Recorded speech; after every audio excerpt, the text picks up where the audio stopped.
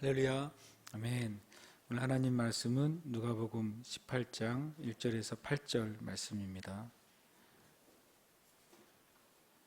누가복음 18장 1절에서 8절 말씀 우리가 함께 말씀 봉독하겠습니다.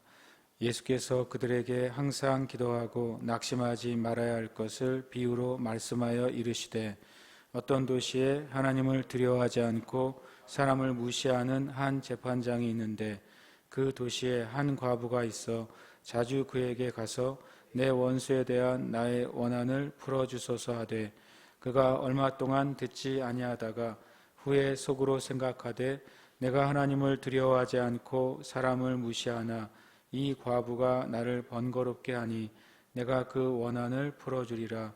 그렇지 않으면 늘 와서 나를 괴롭게 하리라 하였느니라. 주께서 또 이르시되, 불의한 재판장이 말한 것을 들으라. 하물며 하나님께서 그 밤낮 부르짖는 택하신 자들의 원한을 풀어주지 아니하시겠느냐? 그들에게 오래 참으시겠느냐? 내가 너희에게 이르노니 속히 그 원한을 풀어주시리라. 그러나 인자가 올 때에 세상에서 믿음을 보겠느냐 하시니라. 아멘. 할렐루야. 아멘. 주님의 은혜가 또 저 여러분에게 더 크게 임하시는 또 한 주간 되시기를 축복합니다. 아멘.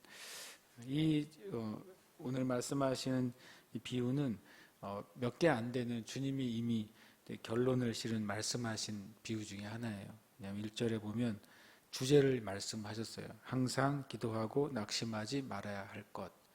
그냥 주제가 주님의 비유 중에 제일 명확한 비유 중에 하나입니다. 달리 이제 이 비유를 다른 방식으로 해석하면 안 돼요. 왜냐하면 주제가 정해져 있으니까. 주님이 주제를 정해 주셨는데 내가 나는 이렇게 묵상할래요, 그러면 안 되는 비유예요. 이거는 100% 그냥 주님이 다른 식으로 해석하면 안 되는 것입니다. 실은 이런 비유는요.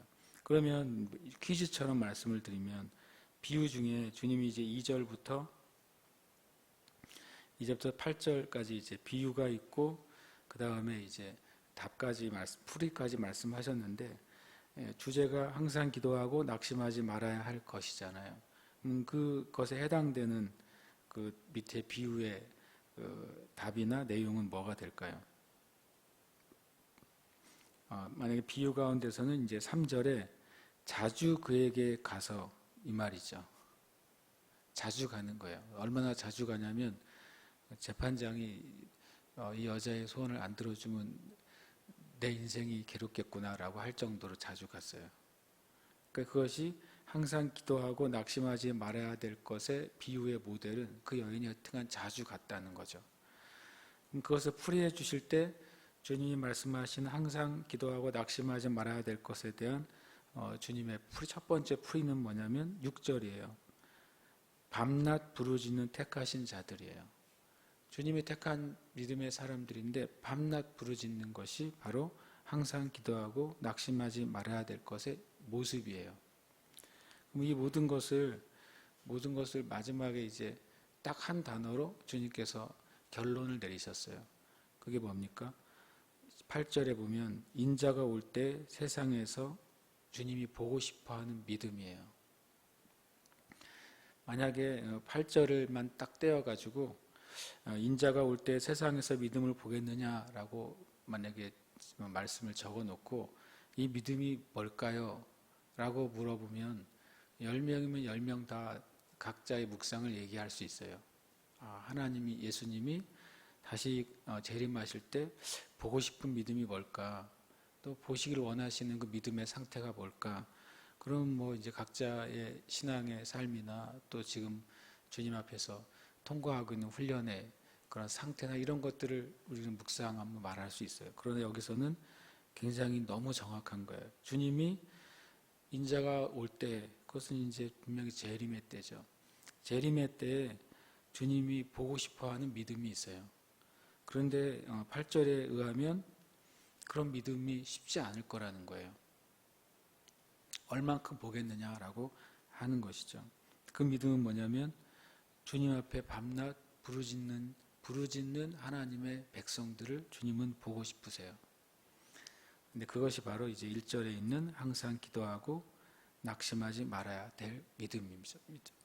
근데 이 주제가 되게 쉽지 않은 주제입니다. 왜냐하면 1절에 항상 기도하고 낙심하지 말아야 될 것을 비유로 말씀하셨어요. 그럼 세 가지 도전이 있는 거예요. 이 주제 자체에. 첫 번째로는 항상 기도해야 되는 도전이 있어요. 항상 기도해야 돼요. 두 번째로는 항상 기도하는데 아직 응답이 없는 거예요. 세 번째 도전은요, 그래도 항상 기도해야 되는 거예요. 그래서 저는 이 말씀을 볼 때, 이제 여러 번 이 말씀을 볼 때마다 굉장히 단단한 음식이라고 느꼈어요, 의외로. 나는 이 도전에 어떻게 지금 반응을 하고 있는가? 나는 정말로 항상 기도하는가?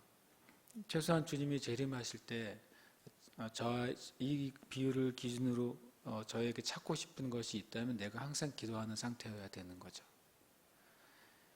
저 자신을 이제 묵상을 해보는 거예요. 두 번째로는 주님이 재림하실 때까지도 내가 기도하고 있는데 응답이 되지 않는 부분도 있을 수 있는 거예요.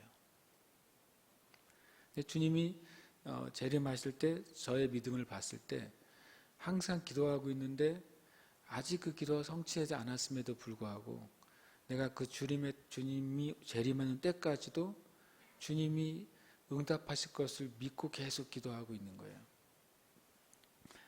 그래서 이 주제가 여러분에게 정말 기도의 의지를 활활 타오르게 하는 주제인지 아니면 주님 제가 이것을 어떻게 감당할까요? 라고 하는 주제인지 모르겠어요.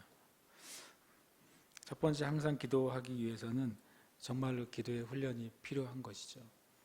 주님이 제자들에게 마지막 잡히시기 전날 겟세마네 동산에서 기도하실 때 이런 말씀하셨어요. 너희가 시험에 들지 않기 위해서 깨어 기도하라고. 그런데 제자들이 그 주님의 말씀에 그 행동으로 응답을 못했죠.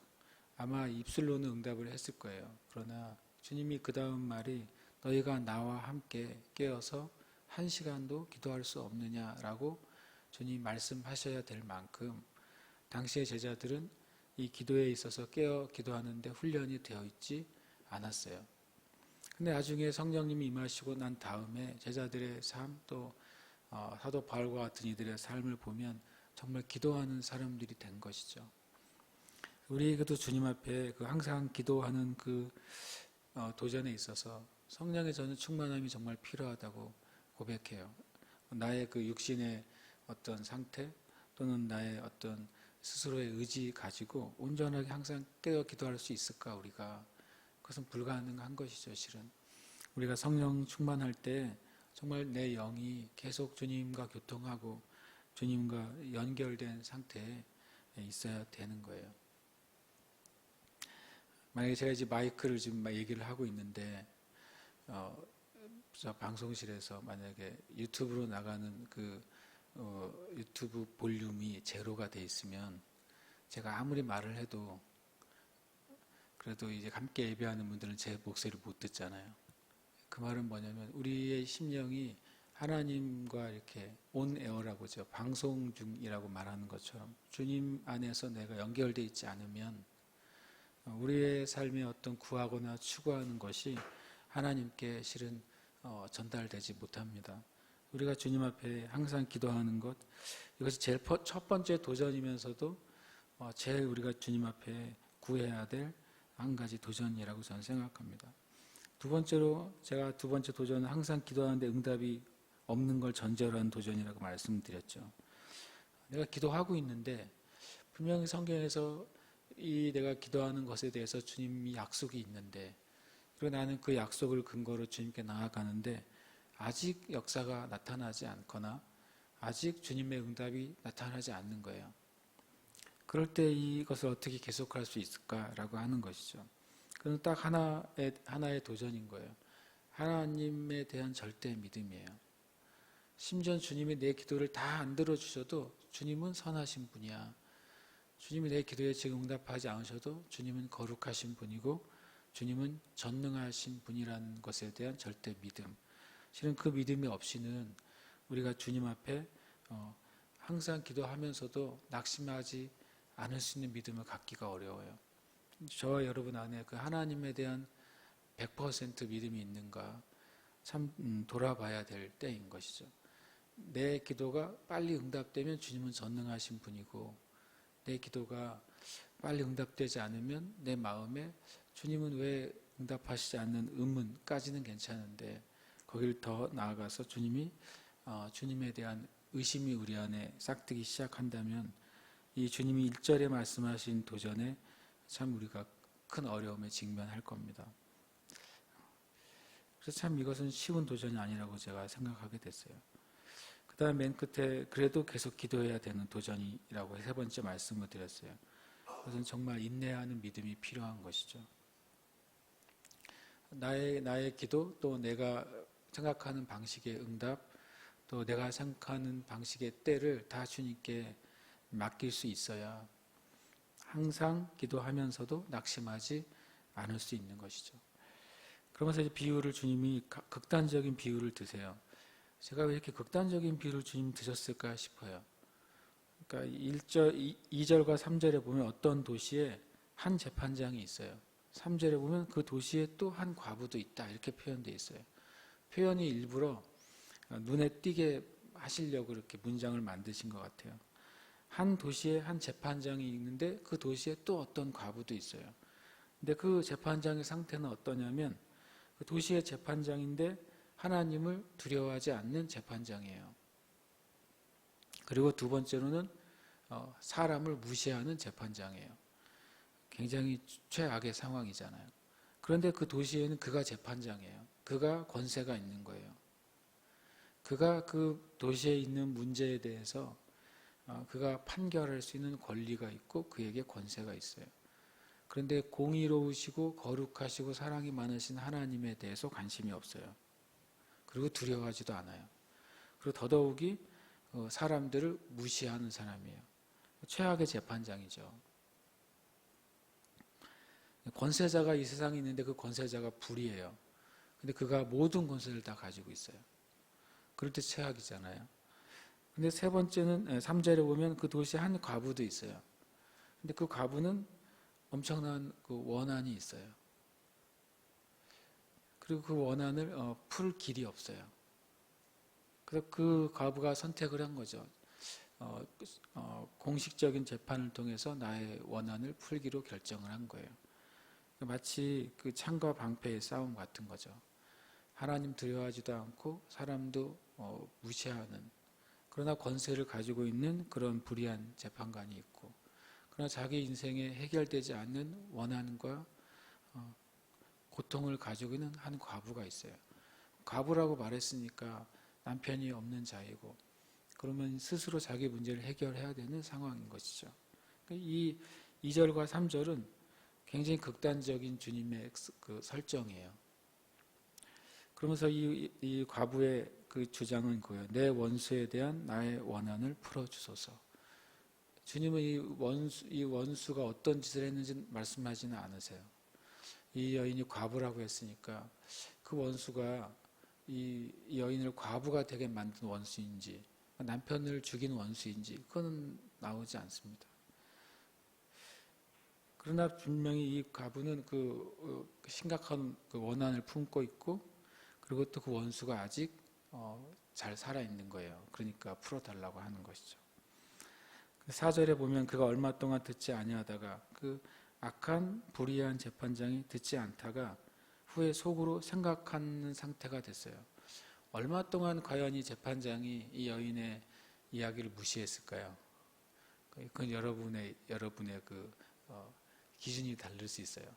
어떤 사람은 일주일만 무시해도 엄청 길게 무시한 거라고 생각할 수도 있고, 아니면 한 달 정도 무시하면 엄청 길게 무시한 거라고 생각할 수도 있고, 한 1년 정도 무시하면 정말 무시했다고 생각하실 수도 있어요.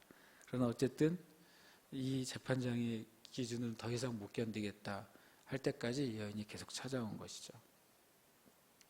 그러니까 정말 막무가내로 찾아왔다는 거예요, 이 여인이. 어저께 어느 기사에 보고 제가 이분 같은 분 한 분을 제가 봤어요. 어저께 기사에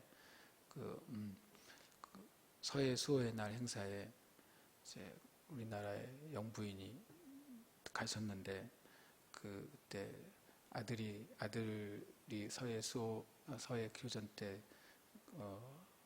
이렇게 순국한 그 어머니가 거기 있었어요. 그래서 이제 어머니가 그동안 원한이 사무치셨어요. 그래서 그 영부인에 대해서 되게 실은 어떻게 보면 영부인 입장에서는 섭섭한 이야기를 한 게 기사가 나왔어요. 그런데 하필이면 오늘 또 본문이 이걸 보면서 좀 느낌이 좀 왔어요. 원한이 사무쳐 있는 거죠. 그러니까 이 과부에게는 체면도 없고, 그리고 자기가 혹 불이익을 당하거나 자기가 어떤 법적으로 불법이 되거나 그런 것도 실은 이 과부에게는 괴념치 않는 거예요. 이 원한이 풀어질 때까지는 자기가 물러설 수 없는 거죠. 그러니까 결국에는 이 재판장이 뭐라고 말하냐면, 내가 하나님 두려워하고 사람을 무시하나. 자기도 그런 줄 아는 거예요. 자기가. 진짜 재밌는 재판관이죠. 그러니까 극단적인 비유예요. 주님의 비유 중에 제가 보기에 제일 극단적이에요. 자기도 자기가 어떤 존재인지 알잖아요. 그러면서 5절에 이 과부가 나를 번거롭게 하니 내가 못 살겠다. 내가 그 원한을 풀어주리라. 그렇지 아니하면 늘 와서 나를 괴롭게 하리라 하였다고 주님이 말씀하세요. 그러면서 주님이 6절에 이제 주께서 또 이르시되 불의한 재판장이 말한 걸 잘 들어봐라 그러세요. 그러면서 7절에 제일 중요한 단어가 하물며 하나님께서 이거죠. 하물며 하나님께서라는 말의 의미는 하나님은 불의하지 않은 재판장이신 거예요. 하나님은 사람을 무시하지 않으시고 하나님의 백성에게 너무나도 큰 관심과 사랑과 선의를 가지고 계신 분이라는 거예요. 이렇게 악하고 불의한 재판장도 정말 간절한 그 요구와 간절한 갈망에 대해서는 외면할 수 없다면, 하물며 믿는 자들을 사랑하시고 하나님의 자녀들을 정말 깊이 사랑하시고 또 선대하시는 하나님께서 그 밤낮 부르짖는 택하신 자들의 원한을 풀어주지 아니하시겠느냐. 오래 참지 않고 오히려 8절에 보면 속히 그 원한을 풀어주실 것이다.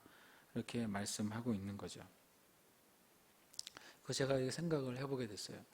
이 불의한 재판관에게도 이 과부가 자기의 그 마음이 너무 갈망이 있기 때문에 안 들어줄 것을 알면서 끝까지 가서 그것이 이제 응답될 수 있다고 말씀하셨는데, 거꾸로 다시 1절로 돌아가서 왜 우리는 항상 기도하지 못할까?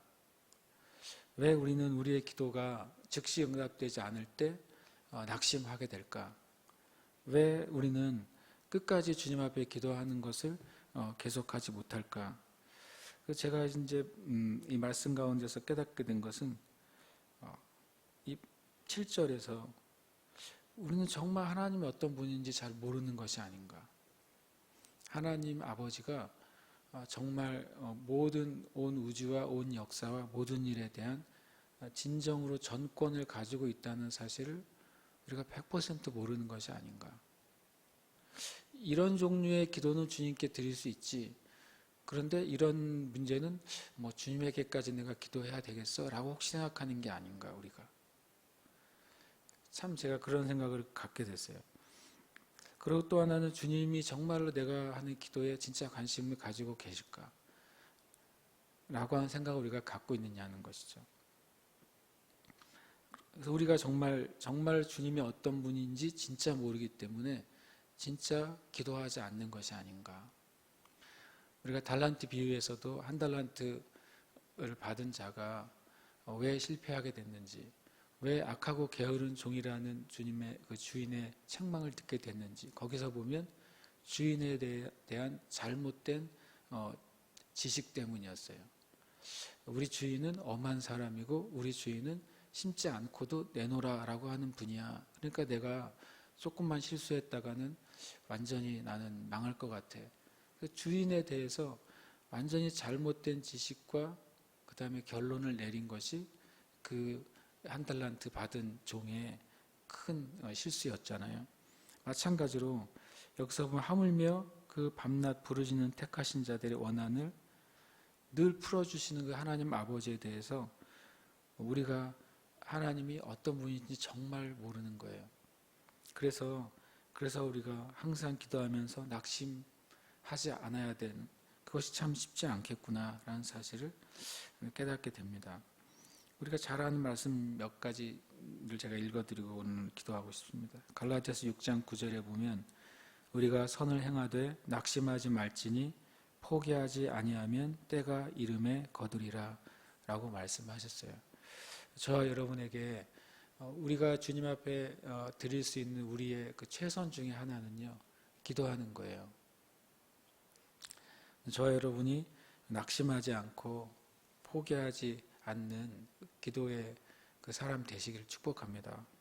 또 우리 교회도 이 땅의 영적인 부흥과 또 하나님 나라 영혼들의 추수를 위해서 우리가 낙심하지 않고 끝까지 깨어서 기도하는 우리 교회가 되기를 축복합니다. 골로새서 4장 2절에도 같은 말씀을 하세요. 기도를 계속하고 기도에 감사함으로 깨어 있으라. 늘 기도하는 상태로 있으라는 것입니다. 우리의 심령이. 주님 우리 그렇게 요구하고 계세요. 우리가 잘 아는 말씀 데살로니가 전서 5장 17절에도 쉬지 말고 기도하라 라고 말하고 있습니다. 우리가 주님 앞에 항상 기도하고 낙심하지 않을 수 있는 그 기도의 길이 있다면 우리가 성령 안에서 기도하는 거예요. 우리의 영이 계속 성령님께 시선과 또 고정되어 있고 깨어있는 상태로 성령님을 구하고 또 찾고 또 갈망하는 것입니다. 그럴 때 주님은 분명히 약속하셨어요. 하나님은 그런 기도자들을 찾으신다. 심지어 재림 때까지도 그런 믿음의 사람들을 찾으신다. 그리고 그 기도에 주님이 분명히 풀어주시겠다라고 말씀하셨습니다. 저와 여러분이 주님께 진정한 기도의 사람이 되기를 축복합니다. 그래서 기도 안에서 저와 여러분의 그 기도의 한계가 돌파되고 또 기도의 역사가 나타나게 되시기를 축복합니다. 그리고 또 우리의 이 교회도 주님 앞에 정말 기도로 이 땅에 있는 모든 어둠과 마귀의 미혹을 뚫어내는 그런 교회가 되기를 축복합니다. 함께 이 시간 기도하겠습니다. 말 그대로 1절을 가지고 기도해야 되겠습니다. 주님, 우리가 항상 기도하는 자가 되게 해주시옵소서. 우리가 하나님 아버지가 정말 어떤 분인지를 바로 알고 기도하는 자가 되게 해주시옵소서. 주님, 우리가 정말 낙심하지 아니하고 주님의 그 말씀이 진리인 것을 믿고 그 주님의 말씀이 영원한 것을 믿고 주님의 말씀이 반드시 응답됨을 믿고 기도하는 그 자리에서 우리가 내려오지 않는 그런 기도의 사람, 기도의 교회가 되게 하여 주시옵소서.